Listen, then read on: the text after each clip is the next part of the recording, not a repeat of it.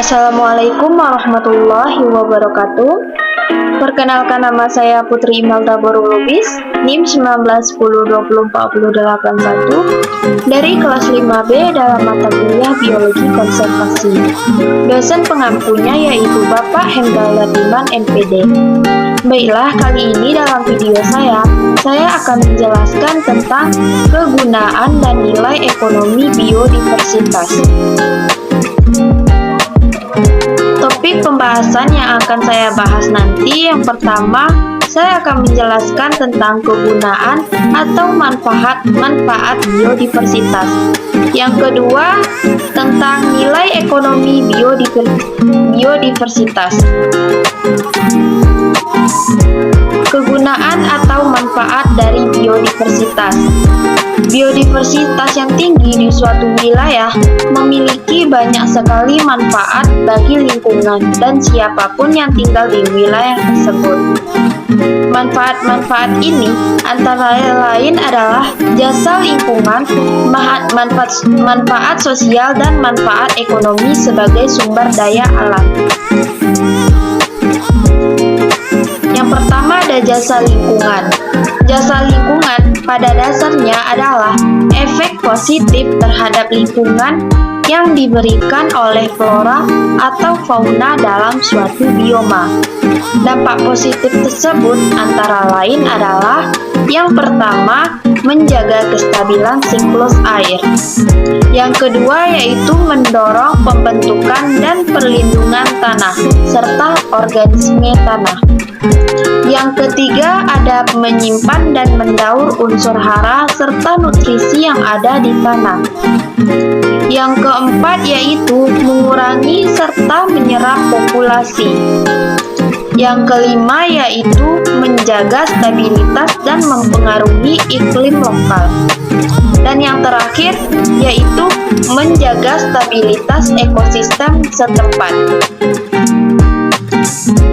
Yang kedua ada manfaat dari sosial. Manfaat sosial dari biodiversitas antara lain adalah menjaga bagian dari sistem kepercayaan lokal yang masih menganut animisme dan dinamisme. Indonesia memiliki banyak sekali agama, kepercayaan lokal ini menjadi salah satunya.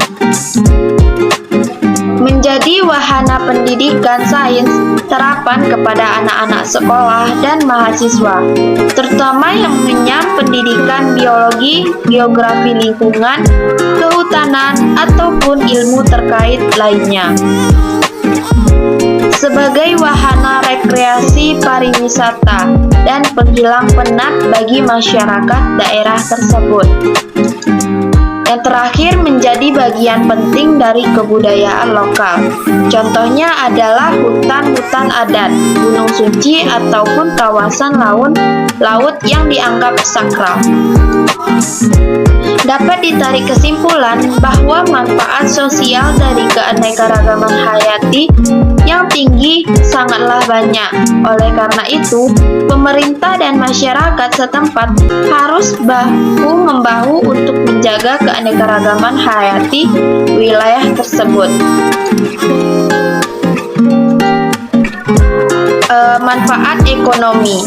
Berikut ini adalah beberapa manfaat ekonomi dari tingginya keanekaragaman hayati suatu wilayah. Ada 7. Yang pertama, memenuhi kebutuhan pokok masyarakat sekitar seperti makanan, pakaian, dan juga tempat berlindung.